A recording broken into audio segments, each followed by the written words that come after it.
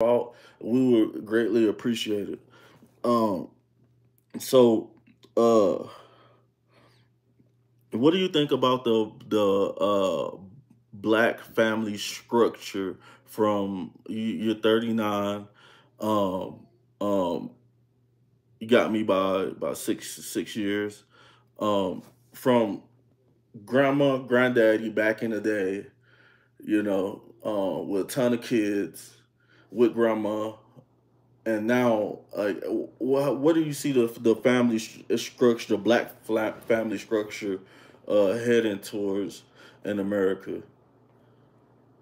I mean, I think people will still be getting married, having children. I mean, from a stat that I heard the other day, I haven't looked it up, but I was hearing that still a couple million weddings that are taking place throughout America every year. So you still got people who are going to be doing that, and of course, black people represent a certain part of that population. But I think that things have changed so dramatically from back then. We think about like our grandparents, they were probably born in like mine in the 30s, and my great grandparents were born in like around World War I and all that. They lived different lives. A lot of those blacks that were back then, they were living in the rural South. They were coming up here, migrating, in the 50s and everything, trying to get jobs. Having big families and all that was the norm. You probably didn't have, well, not probably, you didn't have as much access to things that you have now, technology-wise, communication-wise. Even within my, 39 years, there's a dramatic difference that I've noticed within family from, let's say, 25 years ago until now. Back in the 90s, it was kind of like if you had a dad who was making around 50 grand a year working at a plant, a lot of times his wife didn't even have to work.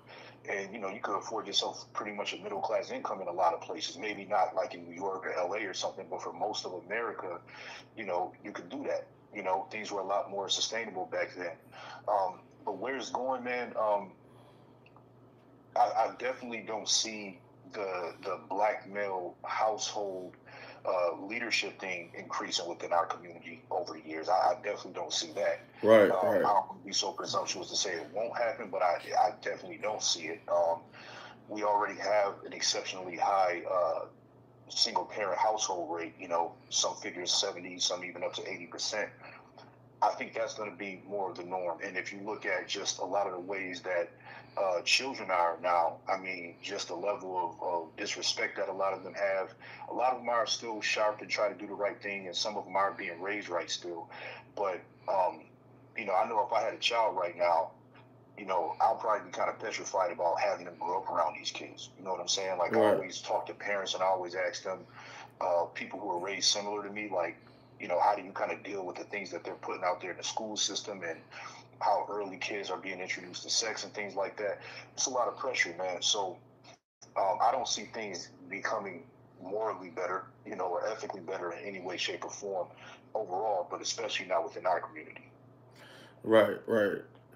Um, it's from what I've been seeing, it's been a lot of like monkey see, monkey do type of thing going on in our communities, where um, where when one man will be like, "Oh, I'm passionate about this, and I'm gonna do this, and oh, I got my style," but a lot of it's like a copycat thing um, that a lot of our people are facing, and it has to do with a moral compass, uh by them not having any. A lot of us lost our identity. I think uh uh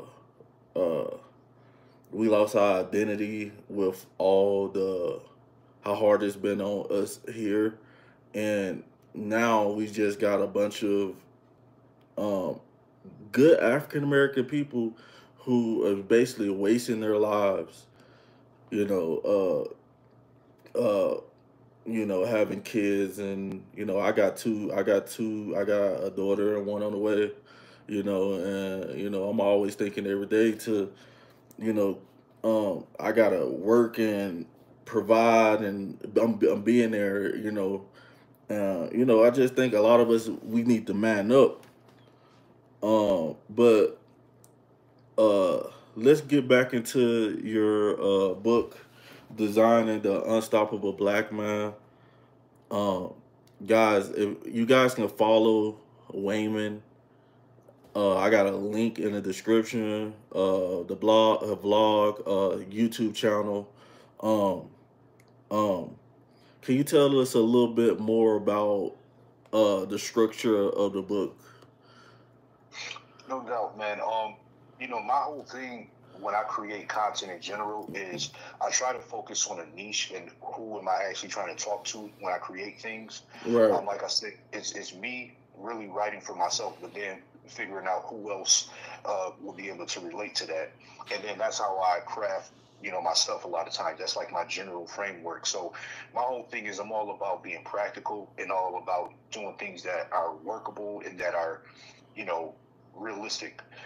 So my book was crafted on how can I create something where I give brothers a philosophy in different areas of life that they might find useful, and I give them strategies in different areas of life where they can get improvement. So whether it comes to being more valuable in the marketplace, stacking money, setting minimum standards when it comes to our emotional states, dealing with women, things like that, being a well-rounded man in general and creating an overall fulfilling lifestyle.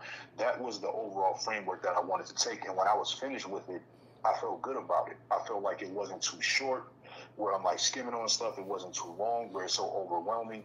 It just felt like something you can pick up and just, start with whatever chapter you want, and it's going to help you immediately. right, So that right, was my whole thing, you know what I'm saying? Just creating a template that allows you to take that customizable approach where you can say, okay, I could rock with that, or I got a little bit of game in that area. I agree with what he's saying here.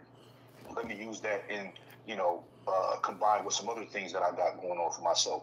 Or maybe this gave me a little bit more clarity on something that I